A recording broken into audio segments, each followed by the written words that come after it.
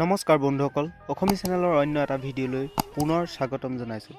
বন্ধুসকল, জনাবলৈ পাই দুখিত যে ভিতালী দাসৰ পিছতে অসমীয়া সংগীত জগতৰ আন এগৰাকী জনপ্ৰিয় কণ্ঠশিল্পী বিজয়া লক্ষ্মী দাসৰ যোৱাকালি 30 এপ্ৰিল তাৰিখে ষ্ট্ৰকত আক্ৰান্ত হৈ হায়াত হস্পিটেলত তেখেতৰ মৃত্যু হয়। বন্ধুসকল, বিজয়া লক্ষ্মী কণ্ঠশিল্পীৰ লগতে সংগীত পৰিচালক ৰূপেও সুখ্যাতি আছিল। বন্ধুসকল, তেখেতে সৰু বোৱাৰী নামৰ চিনেমাখনত তেখেতে সংগীত পৰিচালনা কৰিছিল আৰু তেখেত আছিল পশ্চিম গুৱাহাটী কলেজৰ এগৰাকী অসমীয়া প্ৰবক্তা।